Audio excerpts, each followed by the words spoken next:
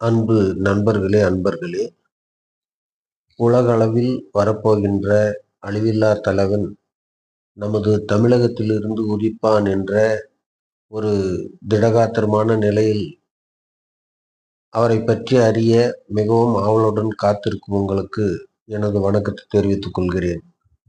தற்போதைய நிலையில் இந்த தேடலில் இருப்பவர்கள் சிலர் நாம் அவன் என்று நினைத்து கொண்டிருக்கிறார்கள்.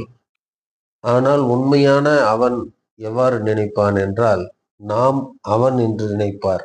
அதாவது இங்கே முதலில் நினைத்து கொண்டிருப்பவர்கள் என்று கூறிய வகையினர் நாம் அழிவில்லாத ஆட்சியாளன் என்று நினைத்து கொண்டிருப்பார்கள். ஆனால் அந்த அழிவில்லாத ஆட்சியாளன் என்ன நினைத்து கொண்டிருப்பார் என்றால், நாம் திருமால், அதாவது பகவான் விஷ்ணு நாம் அவன் என்று நினைத்து கொண்டிருப்பார். அதனால் அந்த பகவான் விஷ்ணு எவ்வாறு நடந்து கொள்ள வேண்டும், அந்த பகவான் விஷ்ணுவின் ஒரு மரியாதையை எவ்வாறு காப்பாற்ற வேண்டும் என்ற நிலையில் அவர் நினைத்து கொண்டிருப்பார் என்றுதான் நான் கருதுகிறேன். அவ்வாறாக பாகம் 154 சென்ற வீடியோவில் விடுபட்ட பகுதியிலிருந்து இன்று தொடங்க இருக்கிறேன். பாடல்: எம்மான் புவிக்குள் எழுவான் என்றால் ஈசனருளும் இமைக்கும் பொழுதும் இரியாதன்றோ. அதாவது அறம்பாடியார் என்ன பாடுகிறார் என்றால், அவருடைய தெய்வமான திருமால் இந்த பூமியில் எழுவான் என்றால் ஈசனுடைய அருள் ஒரே இமைக்கும் நொடியளவு கூட இரியாது என்கிறார். இங்கே இரியாது என்பதை பிறகு பார்ப்போம். புவிக்குள் எம்மான் எழுவது என்றால் வைகுந்தத்திலிருந்து இந்த புவியிலே பிறப்பது என்பது அர்த்தமாகிறது. அதாவது இந்த கல்கி பிறப்பு மட்டுமல்ல, திருமாலாகிய மகாவிஷ்ணு இந்த பூமியில் எடுத்த அவதாரங்கள் நரசிம்ம, வாமன, பரசுராம, பலராம, கிருஷ்ண, அடுத்தது இந்த கல்கி. இந்த அனைத்து அவதாரங்களின் போதும் அவர் சிவன் அவருக்கு துணையாக நிற்பார் என்று கூறுகிறார். அதாவது எவ்வாறு துணையாக இருப்பார் என்றால், அந்த அவருடைய இரியாது, அதாவது பிரியாது என்பது அர்த்தம். முதலில் அவர்கள் இணைந்திருப்பதாக தான் அர்த்தம். அதாவது பரலோகத்தில் அவர்கள் அவ்வாறு தான் இருக்கிறார்கள். இந்த பூமியிலும் அவர்களிடையே ஒருவருக்கு இடையே ஒருவரான ஒரு உதவும் தன்மை என்பது இரியாமல் இருக்கும் என்கிறார். இரிதல் என்றால் அது ஒரு சிறிய பிளவு. பிரிதல், விரிதல் இவைகளையெல்லாம் ஒரு பெரிய பிரிவாக பார்க்கப்படுகிறது. இருவு என்பது கண்ணுக்கே புலப்படாத ஒரு பிரிவு. அதாவது இரும்பு ஆக்சில் எல்லாம் இருக்குதுன்னா அதில் இடையில பார்த்தா ஆக்சில் நேராக தான் ஜாயிண்ட்டாக ஒரு ராடாக தான் இருக்கும்.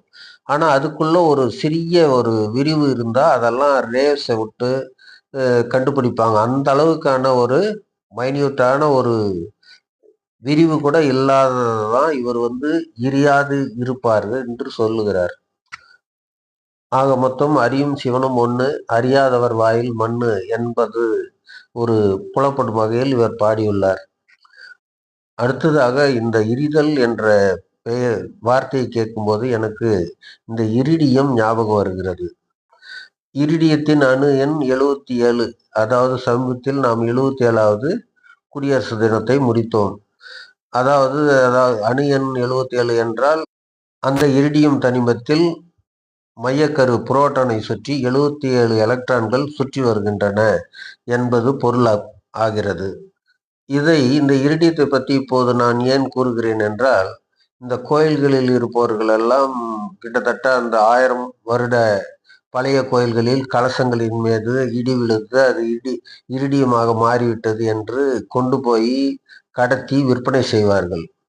ஆனால் அவ்வாறு எதுவும் நிகழ்ந்ததல்ல என்று சான்று இருந்தாலும் இவர்கள் அவ்வாறு எதையோ பொய் கூறி அதை விற்று சம்பாதிப்பார்கள்.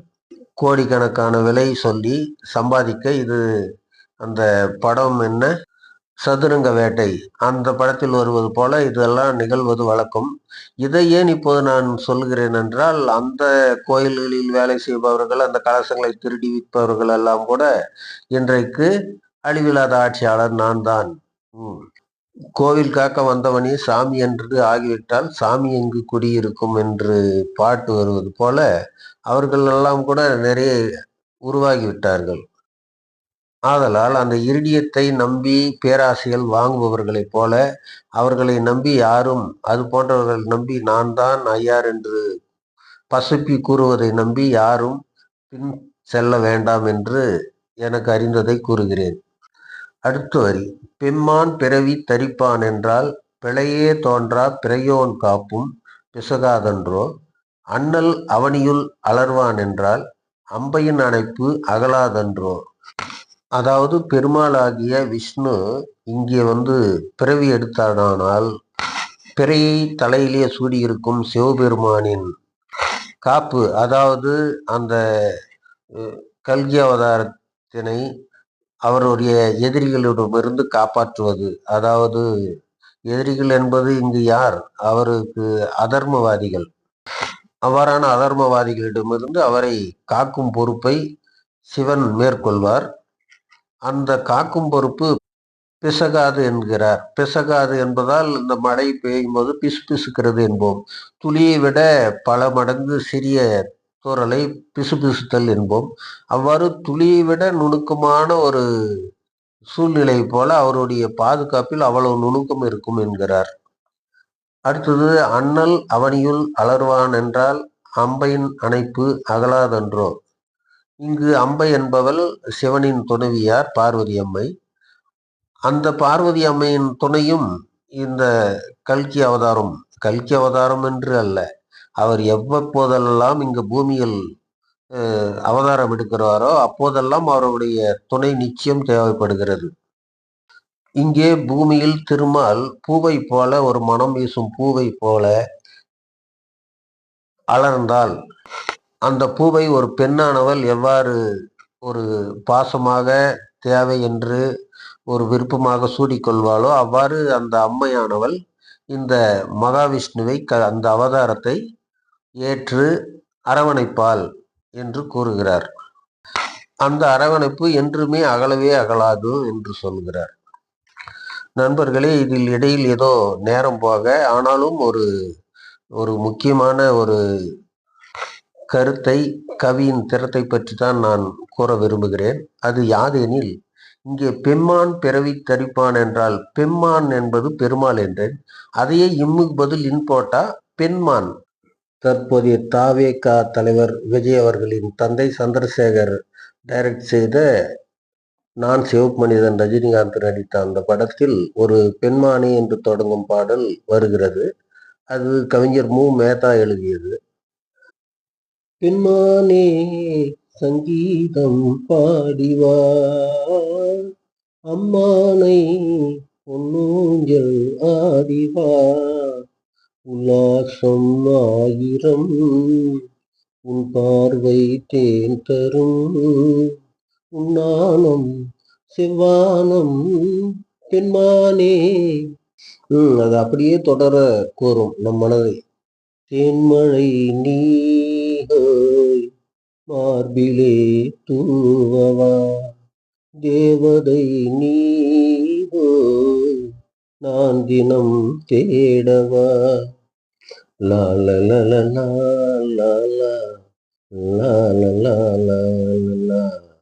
அப்படி தொடர்ந்து கொண்டே போயிருக்கும். இதில் நான் இப்போது என்ன கூற விரும்புகிறேன் என்றால், இதில் பெண்மானே சங்கீதம் பாடிவா, அம்மானை பொன்னூஞ்சல் ஆடிவா. அதாவது அவருடைய காதலை சங்கீதம் பாடிவா என்று அழைக்கிறார். அடுத்தது ஊஞ்சல் ஆடிவா என்றும் ஒரு அடுத்த வரியில் அழைக்கிறார்.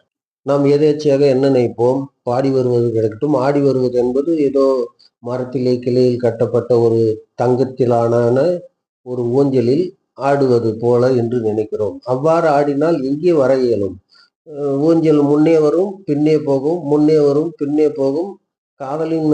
காதலின் அருகே வர வாய்ப்பு இல்லை. ஆனால் இங்கு என்ன அர்த்தத்தில் அவர் கவிஞர் எழுதியிருக்கிறார் என்றால், அம்மானை பொன்னூஞ்சல். அது என்ன பொன்னூஞ்சல்? அம்மானை பொன்னூஞ்சல் அப்படி ஏதாவது ஒரு பொன்னூஞ்சல் இருக்கிறது என்றால் இல்லை. ஆனால் இங்கு அம்மானை என்பது எதை குறிக்கிறது என்றால், அந்த காலத்திலே தற்காலத்திலே இல்லாத ஒரு விளையாட்டு பாவர்களிடையே இருக்கிறது. அவர்கள் எல்லாம் ஒன்றாக சேர்ந்து கொண்டு பாடிக்கொண்டே கும்மி அடித்து கொண்டு பாடுவது போல, கோல் அடித்து கொண்டு கோலாட்டம் போல இந்த ஒரு அம்மானை என்ற ஒரு விளையாடி கொண்டிருக்கிறார்கள். அதில் அந்த பாடலும் இடம்பெற்றிருக்குமாம். பாடிக்கொண்டுதான் பந்து எறிவார்களாம். அதாவது அந்த பந்தை எறிந்து விளையாடி பாடிக்கொண்டு விளையாடும் அந்த ஒரு விளையாட்டுக்கு பெயர் அம்மானை. சரி, இங்கே என்ன சொல்ல வருகிறார் கவிஞர் என்றால், அதாவது ஊஞ்சல் ஆடி இங்கே காதலன் அருகே காதலி வரப்போவதில்லை. ஊஞ்சல் முன்னும் பின்னும் சென்று கொண்டிருக்குமோ, ஊசலாடி கொண்டிருக்குமோ தவிர, இங்கே முன்னேறி காதலனிடம் வந்து சேருவதற்கு வழி இல்லை. எனவேதான் இதை அம்மானை பொன்னூஞ்சல் என்று கொள்ள வேண்டும். அம்மானை பொன்னூஞ்சல் என்றால் பந்துகளை உருட்டி விளையாடுதல் என்ற வகையில் பார்க்கும்போது, கவிஞர் இலைமறைவு கனியாக ஒரு பெண்ணின் மார்பகத்தை இங்கே உருவகப்படுத்துகிறார். அந்த அம்மானை விளையாட்டில் ஆடப்படும் பந்து என்றவாறு இந்த காதலி மார்பகத்தை உருவகப்படுத்துகிறார். இவைகளெல்லாம் ஒரு செவியானவைகளை ஒரு இலைமறைவு கனி போல எடுத்துரைப்பதுதான் புலவர்கள் வழக்கம். இதை சிலர் புரிந்து கொள்ள இயலும், சிலர் புரிந்து கொள்ள இயலாது.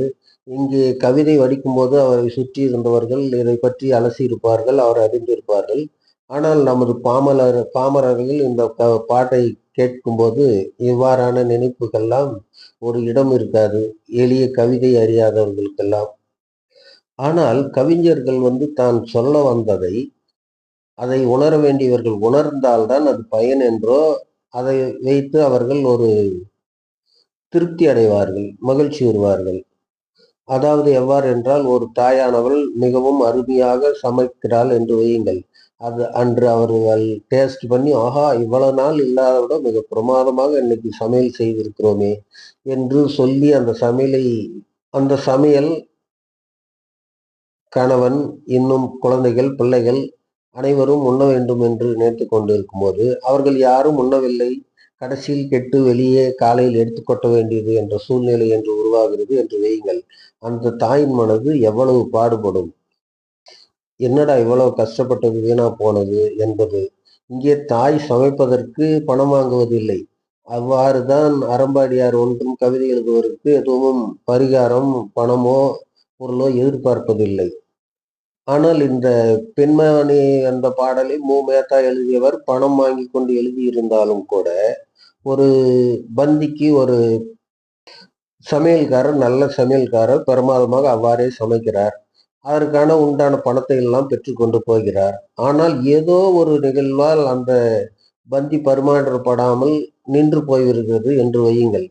அன்று யாரும் சாப்பிடாமல் அது கீழே கொட்ட வீணாக வேண்டிய சூழ்நிலை வந்தால், அவர் என்னடா இவ்வளவு அழகா சமைச்சோமே, இதை யாரும் சாப்பிடாமல் வீணா போய்விட்டது. அதாவது அவர் செய்த வேலைக்கு பணம் வாங்கி கொண்டாலும், ஒரு தர்மமான முறையில் பணம் வாங்கி கொண்டாலும், அந்த வேலை வீணா போனதை நினைத்து அவர் ரொம்ப வருத்தப்படுவார். வாங்கின பணமே தக்காது போல இருக்கிறது என்ற அளவுக்கு மனமுறிவு அவருக்கு ஏற்படும். அவ்வாறு தான் இப்போ இந்த கவிதையை ஒருத்தர் உணராம நாம் இவ்வளவு காலமா கேட்டுக்கிட்டு இருக்கோம். இதுல 100க்கு ஒருத்தர் உணரலாம். மற்றபடி அவர்கள் உணர்வதற்கு மிகவும் ஆழமாக சிந்திப்பதற்கு ஒரு மனம் இல்லாமல் விட்டுவிடலாம். ஆனால் அதை ஆழமாக சிந்தித்தால்தான் அந்த சுவை நமக்கு புரிகிறது. அந்த கவிஞருடைய அந்த திறமையும் புரிகிறது. அதே போல அந்த மாணிக்க தேரில் மரகத கலசம் மின்னுவதென்ன என்ன, இந்த பாடலும் அவ்வாறு இலைமறைவு கனியாக எழுதப்பட்டதுதான். இதெல்லாம் அந்த கால கவிஞர்கள். கொஞ்சம் தற்கால கவிஞர் வைரமுத்து எழுதியிருக்கிறார் என்றால், அவரும் இலைமறைவு கனியான ஒரு பாடல். பெண்ணே உனது மெல்லிடை பார்த்தேன், அடடா பிரம்மன் கஞ்சனடி, சற்றே நிமிர்ந்தேன் தலை சுற்றி போனேன், ஆவனே வல்லலடி என்பார். அதில் இடை மிகவும் மெலியதாக சிறியதாக படைத்து விட்டார். அதற்கு மேற்பகுதி வள்ளல் போல படைத்து விட்டார் என்று பாடியிருப்பார். அது நாகரிகமான வகையில் இருக்கிறது. ஆனால் அதே படத்தில் கூரான உன் மார்பில் குதித்து விளையாடுதடி ஏலே ஏலங்கிலியே என்ற வகையில் அந்த தண்ணீர் தலையின் மேல் இருந்து கூரான மார்பில் குதித்து விளையாடுகிறது என்று பாடியிருப்பார். அதைவிட மோசம், கோழி குஞ்சு தேடி வந்த கோபாலா, அத கூட போட்டு வச்சிருக்க கோபாலா, மொசக்குட்டி தேடி வந்த கோபாலா, அத மூடி போட்டு வச்சிருக்க கோபாலா. இதையும் சிலையடையாக எழுதியதான் அந்த கழக கவிஞர். அது முதல் லா தமிழுக்கு வர்ற லா, இரண்டாவது லா கழகம் கலவரத்துக்கு வர்ற லா. அவரு காலமேக புலவரா, காமமேக புலவர் மாதிரி கொஞ்சம் வெளிப்படையா எழுதுறதுக்கு ஆரம்பிச்சிட்டாரு. ஆக கவிஞர்கள் அவர்கள் எழுதியதை உடைத்து அடுத்தவர் அறிந்தால் தான் அவர்கள் ஒரு ஆனந்த நிலையை அடைவார்கள். அவ்வாறுதான் சித்தர்கள் உரைத்த தீர்க்க தரிசனங்களும். அவர்கள் உரைத்த தீர்க்க தரிசனத்தை பிரித்து ஒருவர் அறிந்தால்தான் அவர்கள் உரைத்ததிலே பயன். இல்லை என்றால் அவர் கூறி என்ன பயன்? அதாவது அது நடந்து முடிந்த பின்னால் பிரித்தறிவது அல்ல. சில தீர்க்க தரிசனங்கள் அவ்வாறு இருந்தாலும் பெரும்பாலுமான தீர்க்க தரிசனங்கள் அது நடைபெறுவதற்கு முன்பாகவே பிரித்து அறியப்படுவதற்கு தான். யாரோ ஒரு சிலரால் பிரித்தறிய ஒரு வாய்ப்பு உருவாகும். அதாவது முத்திரை போடப்பட்டிருக்கும், அது பைபிளில் சொல்லப்பட்டதை போல. அது தக்க சமயத்தில் அதை பிரித்து அறிய உணர வேண்டிய ஒரு சூழ்நிலை ஒரு இறைவனால் உருவாக்கப்படும். அவ்வகையில் பல பேர் அவரவர்களுக்கு உணர்ந்த வகையில் கூறுவார்கள். எதையும் நாம் தவறென்று சொல்ல முடியாது. ஆனால் 4 பேர் 4 வகையாக கூறினால் அதில் ஒன்றிலாவது அந்த சித்தர் கூறியது, அவர் கூறியபடி, அவர் நினைத்தபடி அது வெளியரங்கப்பட்டால் அந்த சித்தர் அப்போதுதான் மனம் ஒரு ஆறுதல் அடைவார், திருப்தி அடைவார். இல்லை என்றால் நாம் கூறி எதற்கு என்ன பயன் என்ற ஒரு நிலை, ஒரு சங்கட நிலை உருவாகும். அவ்வாறு இந்த கோரக்கர் பற்றி கூட அவரவர்களுக்கு அறிவுக்கு எட்டிய வகையில் கூறி வருகிறார்கள். அவைகளை எல்லாம் எதையும் தவறு என்று நான் கூற தயாரில்லை. ஆனால் என் மனதில் உருவான அந்த சிந்தனை யாதெனின், இந்த கோரக்கர் பாடலில் உள்ள விஜயன் என்பதும் அகில சக்கர பார்வேந்தர் என்பதையும் பற்றி நான் இன்று கூறவிருப்பது என்னவென்றால், இந்த கருமையிலா வெள்ளை நிறமாகத்தானே கபடமுற்று கவர்ந்து 96 ஆண்டுகள் வறுமை செய்து ஆண்ட பின் இது குலத்தான் வந்திடுவன் விஜயனொன்றரசன் தோற்றி. அடுத்த பாடல், தோன்றி ஈரொருவு 4 வருடம் ஆகும், துறை தவறா முறை பெசகாதிருந்து ஓங்கும் மேன்மையுற இது கடந்து நாளது உய்ய. சரி, இதுவரையில் பார்ப்போம். என்னவென்றால், அந்த வெள்ளைக்காரர்கள் 96 ஆண்டதை போல கூறுகிறார். அடுத்ததாக நாம் இந்த விஜயன் என்று வருவது ஒருவேளை இந்த ஜனநாயக ஆட்சி என்று நினைத்தோம். ஆனால் இங்கே விஜயன் என்ற வகையில் பார்க்கும்போது அது கல்கி என்ற நிலையிலேயே நான் நினைக்கிறேன். ஏனென்றால் அவர் முறை பெசகா இருந்து ஓங்கும், துறை தவறாமல் ஒரு துறையில் இல்லாம முறையே பிசகாம நடத்துவார் ஆட்சி என்கிறார். அதனால் அது கல்கி. அடுத்ததாக நமது தேடலிலே உள்ளவர்கள் கூட இந்த கல்கியின் ஆட்சி ஒரு 9 ஆண்டுகள் இருக்கு, 10 ஆண்டுகள் இருக்கு என்று கூறி வருகிறார்கள். அதை ஒட்டி நாம் இப்போ கணக்கிடும் போது ஈருறவு 4 வருடம், அதாவது இந்த 4ஐயும் 5ஐயும் ஈருறவு செய்கிறோம். எவ்வாறு என்றால், ஒரு போருக்கு 2 மன்னர்கள் சேர்ந்து போவது என்றால் இவருடைய பலமும் அவருடைய பலமும் ஆட் ஆகிறது. அதாவது ஈருறவு, அந்த 2 உறவால் என்னவாகும், 4, 5, 9 ஆகும். இந்த 4க்கும் 5க்கும் உள்ள உறவு தான் ஈருறவு என்று நான் சிந்தித்தால், ஒரு 9 ஆண்டு விஜயன் என்ற அரசன் முறை தவறாமல், துறை தோறும் முறை தவறாமல் ஆட்சி செய்வார் என்று ஆகிறது. இது கடந்து நாளது உய்ய, இந்த 9 ஆண்டுகள் கடந்த பின்னால அவருடைய கல்கியின் ஆயுள் முடிய போகிறது என்று வைத்துக் கொள்வோம். எவ்வாறு கிருஷ்ணராகட்டும், ராமராகட்டும் அனைவரும் ஆயுள் முடிந்ததுதான் என்று தாங்கள் அறிவீர்கள். அவருக்கு அடுத்தது அகில சக்கர பார்வேந்தராய் ஆட்சி செய்வார்கள். யார் என்றால், இந்த 18 சித்தர்களோட அருளாட்சி பெற்றவர்கள் கிள்ளு நாமக்காரர் என்று கூறுகிறார். 14 பேர் கூட்டத்தொற்ற ஆன்ம நலமறிந்த கிள்ளு நாமக்காரர் அகில சக்கர பார்வேந்தராய் அழியாது என்றும். இங்கே அழியாது என்றும் என்று பார்க்கும்போது கல்கியே ஒரு அழிவு, அதாவது மரணம் நிகழ்கிறது. இங்கு அழியாது என்பது தொடர்ந்து நின்று கொண்டே இருக்கும். கல்கிக்கு பின்னால் வேறு ஒருவர். அந்த வேறு ஒருவர் யார் என்றால் அந்த 18 சித்தர்களின் ஒரு அருளாசி பெற்றவர் என்ற வகையில் தான் கொள்ள வேண்டும். அவர் ஒருவர் வந்தால் அவர் அழியாமல் இருக்கிறாரா? அவரும் ஒரு வயதானதாகவோ ஏதோ ஒரு நிலையில் ஏற்பட்டால் அடுத்த ஒரு நபர் அந்த ஆட்சியை தொடர்வார். அதைதான் அகில சக்கரம், அந்த சக்கரம் என்ற வார்த்தை அந்த தொடர்ச்சியை தான் குறிக்கிறது என்று நினைக்கிறேன். எந்த தொடர்ச்சி என்றால் ஒருவர் முடிந்தால் அடுத்தது என்ற வகையில். இதுதான் என்னுடைய சிந்தனையில் தற்போதான ஒரு முடிவான கருத்து என்று நினைக்கிறேன். அடுத்தது இதை பற்றி சினேந்திர மாமுனியும் சொன்னார் என்கிறார். இந்த சினேந்திர மாமுனிவர் என்பது சமண முனிவராக இருந்து இந்த ஜோதிட நூல்களை எல்லாம் எழுதியிருக்கிறார். நேற்று பார்த்தோம், அந்த அமாவாசை பிறந்தால்தான் இவர் அகிலத்தை ஆண்டு அந்த அகிலமே ஒரு அழகான பூமியாகும், அழகான ஒரு மக்களோ அழகான ஒரு நடைமுறைகளே இருக்கும் என்று அந்த ஜோதிடம் சார்ந்து அந்த அமாவாசை என்று வந்ததை போல இந்த சினேந்திர மாமுனியை இவர் குறிப்பிடுகிறார் கோரக்கர் என்று நினைக்கிறேன். நினைப்பது அல்ல, சினேந்திர மாமுனி என்பவர் ஒருவர் தான். அவர் நாம் படித்த வரையில் அவர் சமண முனி. அவர் ஜோதிடத்தை பற்றி எழுதியிருக்கிறார்.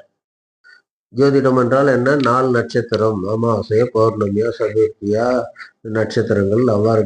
சரிங்களா? சரி சரி. அடுத்தது பாடலை தொடர்வோம் ஒரு சுருக்கமாக முடிந்தவரை. மறையோன் மண்ணில் மலர்வான் என்றால் மலைமகள் மற்றும் மறை மலரம்மை இருவரில் எந்தன் கலைமகள் அருளும் கனகம் மொத்தமும் கைத்தொகை எடுத்த அலைமகள் முதலாய் அனைவரும் ஒன்றாய் ஆறத் தழுவி அவர்கள் கொண்ட பேருயிர் எனவே பெருமானுயிரை பெரிதாய் பேணி பிறவிக்கடனை மறந்தும் மறவா மாகடன் எனவே மாதர்கள் பொற்றும் திருமகனிவர்க்கு தெக்கன புவியே திகைக்கும் படிக்கு தீதர காத்து திருப்பணி புரிவர். அதாவது மறையோன் என்றால் பிரம்மா. அந்த பிரம்மா என்பவர் திருமாலின் தொப்புளில் தாமரையில் அமர்ந்திருப்போர். அவர் கைகளில் அந்த மறை இருக்கும். மறை என்றால் வேதம் இருக்கும். அவர் இந்த திருமால் இங்கு உதிக்கும் போது பிரம்மாவோ அவர் கூட தொப்புளுக்கு கூட வந்துதான் ஆகணும் தாமரை மலர்ல. அப்படி வர்ற அந்த விஷ்ணுவுக்கு மலைமகள் மற்றும் மறைமலர் அம்மை. மலைமகள் என்பவள் கலைமகள், அலைமகள், மலைமகள். மலைமகள் என்பவள் சக்தி என்று பொருள், பார்வதி. பார்வதி அவரோடு மறைமலர் அம்மை. மறைமலர் என்பது தாமரை மலரில் இருக்கும் மகாலட்சுமி. இந்த மகாலட்சுமி மகேஸ்வரி இருவருக்கும் ஒரு கலைமகள் அருள் அவர்கள் இருவரில் கலந்திருக்குமாம். பிரம்மாவின் மனைவி கலைமகளுடைய அருள் அந்த மலைமகள் மற்றும் அலைமகள் இருவருடைய ஒரு இதயத்திலும் குடியிருக்கும் என்று கூறுகிறார். அந்த மகாலட்சுமி எவ்வாறு என்றால் இந்த அகிலத்திலே இருக்கும் அனைத்து தங்கத்திற்கும் மொத்தத்தையும் அவருடைய உரிமையாக வைத்திருப்பவர். அவர் அளிப்பதுதான் இங்கே நம்ம சிதறி விடுவது மக்களிடையே. அவ்வாறான அந்த மகாலட்சுமியின் அவர்களும் கிடைக்கும். அதாவது கல்கிக்கு தங்கம் கொட்ட போவதில்லை, அவர் மிகவும் வறுமையில் வாழ்ந்து இருக்கிறார் என்றுதான் நாம் படித்து வந்திருக்கிறோம். அவர் மகாலட்சுமியை பாடுகிறார் என்றால் இந்த உலகத்திற்கு எவ்வாறு அவர் நடந்து கொண்டிருக்கிறார், அவருடைய செயல் என்ன என்பதை பற்றி பாடுகிறார். ஆக மொத்தம் கலைமகள், மலைமகள், அலைமகள் மூவருடைய அருளும் அவருக்கு கல்கிக்கு உண்டாகி இருக்கும் என்கிறார். அந்த கல்கி எவ்வாறு என்றால் அவர்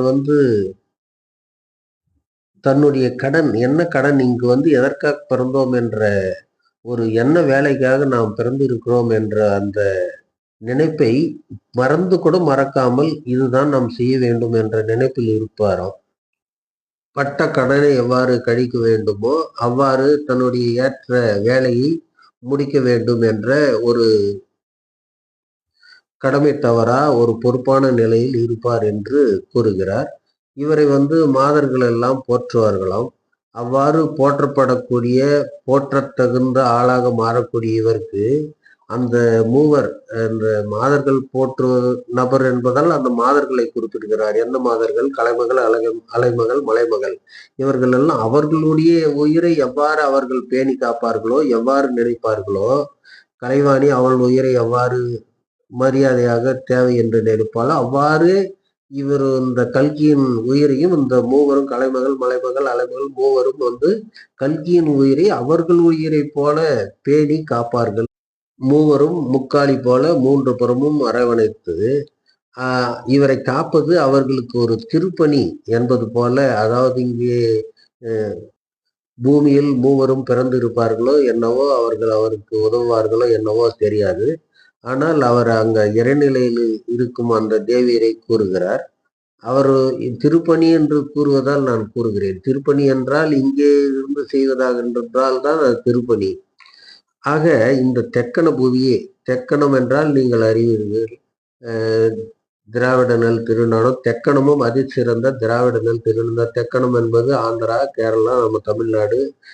இந்த பகுதியே வந்து ஒரு திகைப்படைகிற மாதிரி இந்த மூன்று தேவியரும் அவரை பேணி தீதர எந்த தீதும் இல்லாம, எந்த தீதும் அவரை அண்டாம, இல்லது அவர்களுடைய பாதுகாப்பில் எந்த தீதும் இல்லாம அளவுக்கு அவர்கள் வந்து கவனமா பாதுகாப்பாங்க கல்கி என்று கூறுகிறார். அரவணைத்து பாதுகாப்பார்கள் என்று கூறுகிறார்.